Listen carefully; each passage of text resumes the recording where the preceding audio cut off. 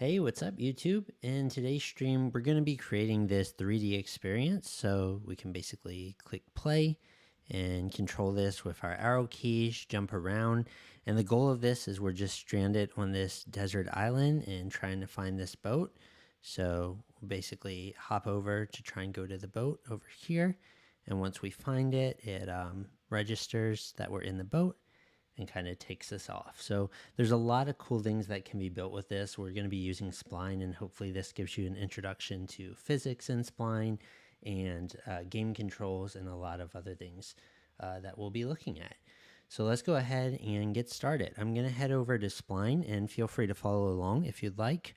Just go to the link in the description below, and you can create a free account. We're going to go to the library tab, and we'll head over to the interactive 3D filter right here. And there's a bunch of different maps that we can look through. I'd encourage you to go through these and check them out. But we'll check out this one right here, this one called Pig Island. So I'll just click on that. And we're going to basically, this is almost like a clonable in Webflow. So we'll remix it and we'll create our scene using this as like a starting point. So we have this here, and I have this logo of the agency I work for, 368. This game's kind of inspired by Letter Run by Edgar Allan, so we'll be recreating this logo to start and use that as our main character. So to do that, I'm going to need a cube, and I'll basically just drag a cube out here, maybe push it down some, and right now it's kind of perfectly square on all sides. So I'll make this something like 150 pixels wide by 150 pixels tall. And let's do something like 50 pixels short, something like this. And let's see, we might want to rotate it till we get rotated a perfect 90 degrees. Perfect. Okay, and then what we can do is duplicate this. So I'll hit Command D on my keyboard. So we have two cubes directly on top of each other.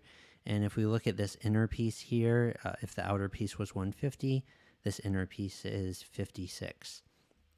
So I'll just click on this and let's set 56 here by 56. So it just creates a square right there in the middle. And I'm going to take the rounded corners off here. So we'll remove it there. And let's remove rounded corners from this outer piece too. And what we can do is select both of these, and we're going to cut one piece out of the other. To do this, I might need to change the order to where the bigger one is on the bottom layer. Let's just see if this works. Select both, and let's just try and cut one piece out of the other. So there we go. So what I'll do is take the hex code of this logo, just copy that. We'll select this and let's paste it in here. Okay, so we have this basic kind of character. I can hold shift and drag from the corner to scale it down a little bit. And that's the logo mark. I'll push it over here, push it down here, maybe rotate it slightly. Okay, so this is going to be the thing that we're going to control.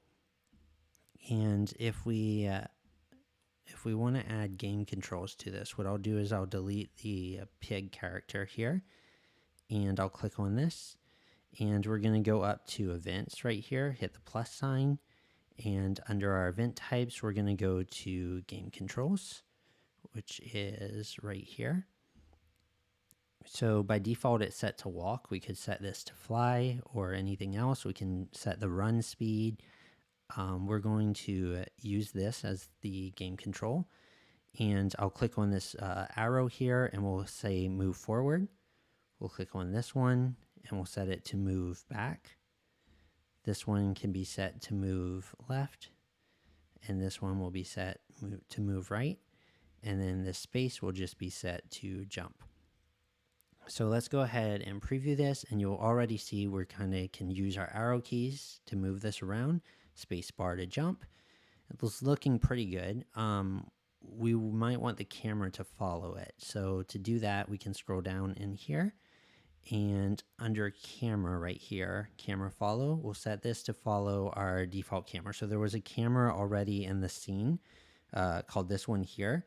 And we want to use that one to follow our character. If we would have used the personal camera, then the position would change every time we kind of rotate our scene here, the starting position, and we don't want that. So we're going to leave it set to this camera that was already in the scene. So if we preview this and move now, see the camera's kind of just following us, and we can kind of jump, and that's working pretty good. One thing here is we can actually walk on the water, which we probably don't want to happen. So what's up, Noah? Thanks for joining the stream. I'm going to just zoom out. I'm hitting Command and minus key, and I'm going to select the water here. And what we'll do is scroll down to the bottom where it says collision and set that to none. And that means the character can't collide with the water. He'll just fall straight through it. And so if we go down, now he just falls and then he respawns whenever he falls off the edge. And what we can do if we select our character here, I'll just call this logo. Let's go to our game controls, and then the position to respawn. If we go down to jump, so this is how far he jumps. He was jumping kind of high. I may switch that to like 80. And then here we can say once he falls past like 2,000 pixels, that's when we'll, yeah. Yeah, it was a Jesus square walking on water. Yeah, so there we go. Once he falls past 2,000 pixels, that's when he respawns. Cool. All right, so something else that was in the original was the letters that just kind of fall around. So I'll go ahead and create that. I'm just going to create it in a new file here. And let's see, we'll use this 3D text as a starting point. And we have a saying at my agency called Protect the Box, which is basically just represents our culture. And so I'm just going to type that out here. Protect the box, drag it out. We can choose how thick it is, how wide it is. I'm just going to keep going. Might need to zoom out a little bit. Oh, that's going crazy. Yeah, let's see if this will let me select. Undo. There we go. Yeah, so we want it to basically go all these lines. Perfect. So what I'll do is upload a font here. I'm going to upload our agency brand font, which I guess I'll go for the heavyweight and just open. And let's bring in the letter spacing to be negative 0.03. So it just tightens it up a little bit. And I'll open the material and change the color here. Drag this out of the way. Scroll down. Let's change the color to be like almost an off-white, like a grayish. And that's good. So then what we can do is, I think we should be able to right-click on this, and we want to convert text to shapes. And then we'll have, there we go, all these different shapes here. So I can copy it from this file. I'll just Command C, go back to our original file, which is over here. And we're just going to paste it in. Yeah, thanks. I'm excited to see everyone at Webflow Conference. And yeah, it's going to be fun. First time seeing a lot of people in person, so it should be good. Let's see. So let's move this up. I'm going to, I like this view a little bit better. It's a little easier to navigate. And we can hold the space bar to pan, can push it over. Just realizing I probably made the letters a little too thick, but that's okay. And we're going to scale it down a little bit. Hold this, move it over. Go away, Siri. I'm not sure I understand. All right. Cool. Let's click on that. Let's, if it lets me. It's freezing up on me. All right, just gonna do a quick refresh. I think Siri broke everything. So we want to get it to where we can basically run into these letters and it knocks them around basically. So that's the goal here. Let's go back over here. Let's select our letters. Let's put them closer to the ground. And so to do this, we're going to need to enable physics in our scene. And if we just click off, make sure nothing's selected, we can go under simulation right here in this panel, and we can say physics, yes. So that just turns on physics. And then we can select this whole grouping here. And instead of knocking the whole layer around, we want to be able to move the individual letters. So we're going to make the children to be separate, not fused. And then we can go to these children. I'll hold shift and select over all of them. And for their physics, we want them to be, if they're positioned, that means the character won't be able to hit them around. We'll switch it to dynamic. And from there, we can adjust their weight and their friction and all kinds of different things if we wanted them to be heavy or not. So I'll go ahead and play that. And so now you'll see they're already kind of moving when the scene hits with gravity. But when we run into them, it's like we're really able to just push these things out the way, which is really cool. This ball here is kind of, I don't know, should probably be able to move. So if we close this out, we can just click on that. And we're going to switch this over to dynamic too. I'll leave the weight as the same for now. And so now we should be able to push all that and see the ball's already rolling. Yeah, cool.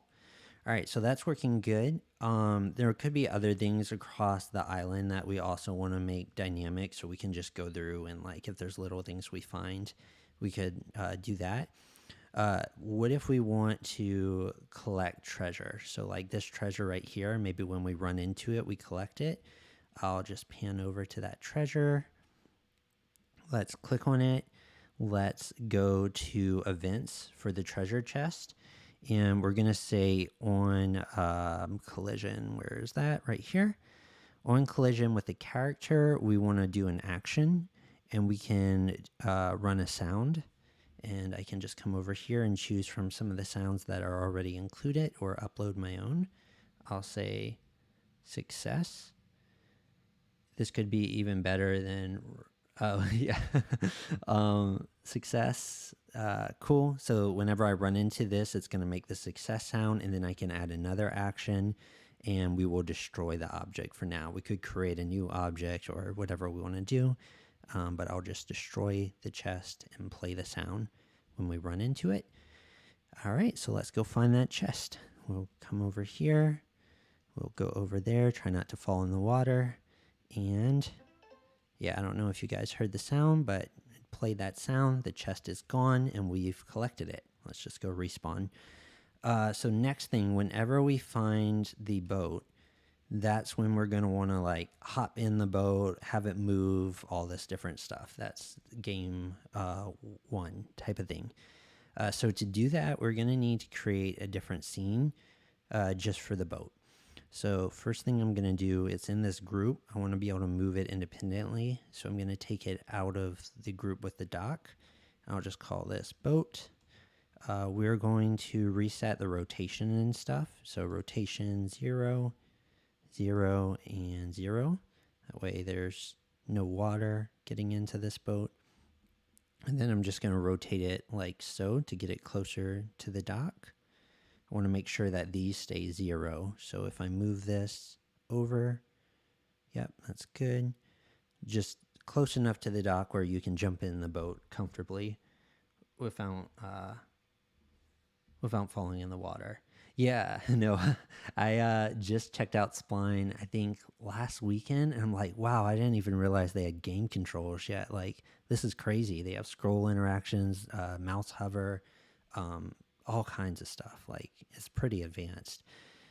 So yeah, so we have the boat here. We are going to create an event on the boat, and we're going to go to basically create a trigger area on this, which means when it gets close to this boat, something can happen when our character gets close.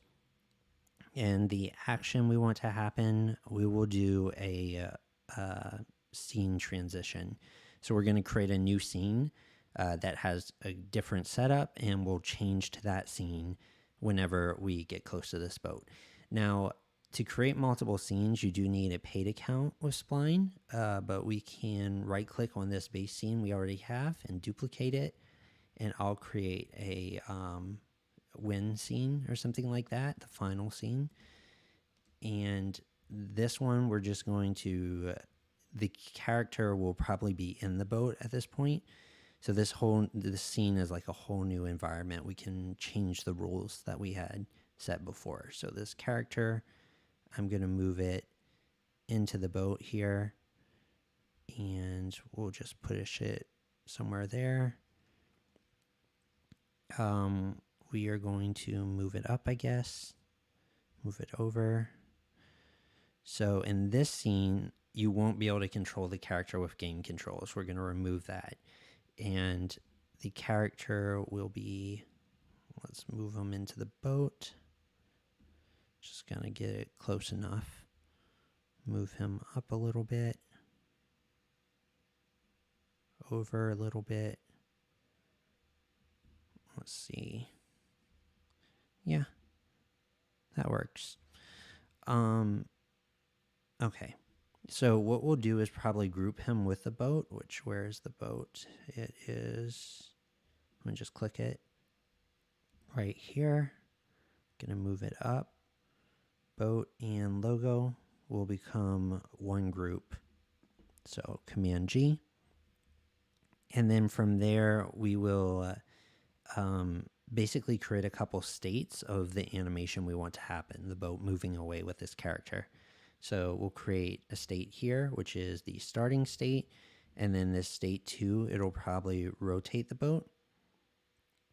And maybe the boat also, while it's rotating, moves out to sea, like so. So that's state 1, gonna zoom way out. And maybe we create another state where the boat is really far out, something like this. These rotations got messed up. Sometimes when you move it, the rotations also kind of go weird. So I'm going to reset that. Cool. All right, so we've broken it up into base state, then it turns, and then it goes far away. So then this camera was following our character, but our character isn't set to game controls anymore, so the camera is just going to stay still. What we'll want to do is move this camera. You see when I select it, it's showing me what I would be seeing. We're going to move this camera closer to the boat. So like this is what we see when we switch to this scene. And then what we want to happen is this boat should move right when we first go into the scene. So we're going to create an event, and it's going to be an on-start event, so almost like page load. We're going to do a transition.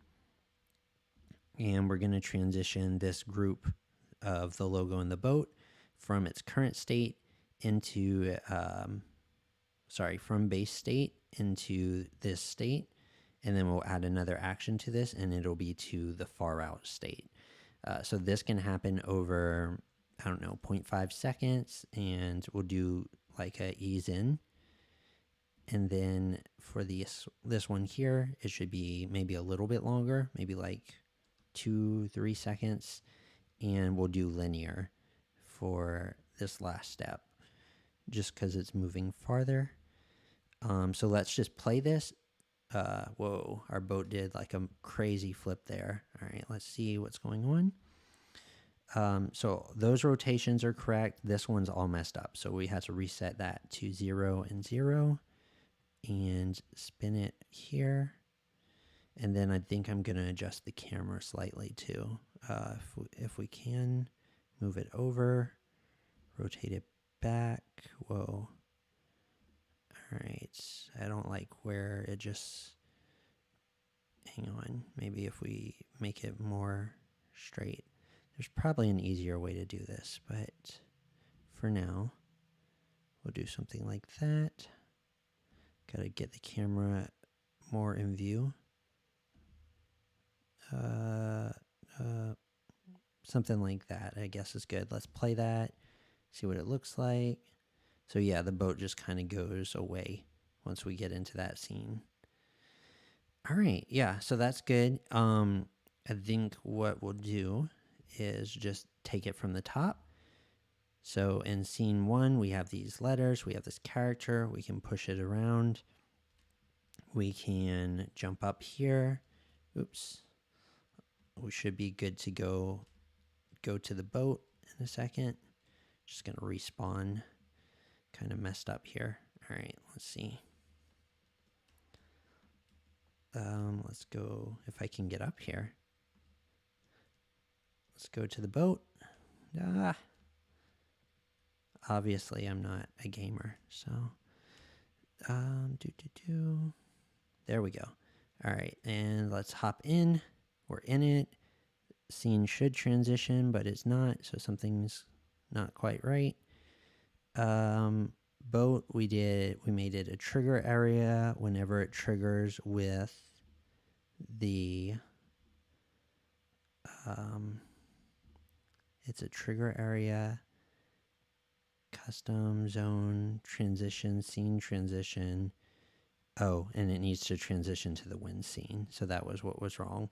I'm going to delay it like by 0.5 seconds just so we have time to see the character in the boat. And I'm also going to add a like 0.2 second crossfade between the two. And so let's see what that looks like. Here we go. There we go. And yeah, so we're in the boat and then it cuts to that scene and the boat moves away and we're good. So also with the character real quick, I didn't realize you could drag that out. Let's go back to the character. We can, under game controls, there's a couple other things we can do. We can allow you to rotate with your mouse. So like move with your keys, but click and drag to pan. So we'll do that. Joystick is just like where we want this thing placed on mobile. It'll have joystick controls since there's no keyboards. Jump, we're still good there. We're going to say on jump here, we're going to create an action and we'll play a sound. And for the sound, let's just do like, they probably have some kind of jump sound in here that we could search for. Jump. Let's see what this does. Or maybe just like a bubble or something pop. Yeah, that's good. All right. Yeah, so that'll play every time we hit spacebar and we jump. We get some nice sound. We could even do some music on start of the whole scene or anything like that. There's all kinds of things we could do. But yeah, that's pretty much it for at least setting up our scene and our characters. So now all we need to do is export. So I'll go over here to export and we have some different settings. So if you have the paid plan, you can take logos off, which we'll do. We can go to place settings and we can choose if we want this to be a transparent 3D object. That way we'll have our site's background color showing through. We can choose if we want to allow the page to scroll, if we want to hide the custom cursor, if we want orbit control, zoom. I'll probably disable zoom for this. What happens when mobile, all different kinds of stuff there. And then we can go over to viewer and we can copy this embed code. Let's just make sure this updates. Cool. So we'll copy this code and we'll head over to Webflow. And I just have this overlay that's just position fix here. It's on top of everything. I'll set that to display none for a second. Let's go over, create an embed here. And I'll just call this something like game. And we can give it 100% width, no bottom margin, 100 VH height. So this will just be our game. This overlay is going to start on top of it. And we can create an on click on this button. Mouse click or tap. We'll just call this something like start game. And all that needs to do is grab the overlay and fade its opacity out to 0. And after that, we will set the overlay to display none. So it should be good to save and publish that. And let's see what we got. So if we open this up here, here's our Webflow site. It takes a second for the 3D scene to load in, just waiting on that. There we go. We can click play game and we can start moving this. It's directly embedded in our Webflow site. We have like a position fixed nav bar on top. We have that overlay screen, all this functionality. Go into the boat. There we go. Cool. Yeah. So that's all built out and good to go. So yeah, definitely look through the different files in here. There's some pretty cool stuff. Like if I just look at the circle, for instance, let's go to community. So just like Webflow Showcase, Spline also has its own community with its files and stuff. And there's some pretty cool ones in here. Just stumbled across this circle one the other day and I should have saved it. But it's pretty cool what you can create with this stuff. Let's just glass. There we go. There's a cube here. Oh, this is the glass orb.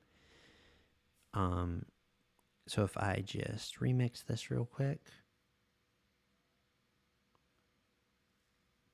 Yeah, I'll definitely save this video on. So if you can come back and look at it for sure, if you'd like. So there's this sort of glass orb surrounding this, and inside is this inner piece, and it's basically animating. So you can kind of spin it. So this could be tied to like mouse position or on scroll. Maybe you zoom into it or something.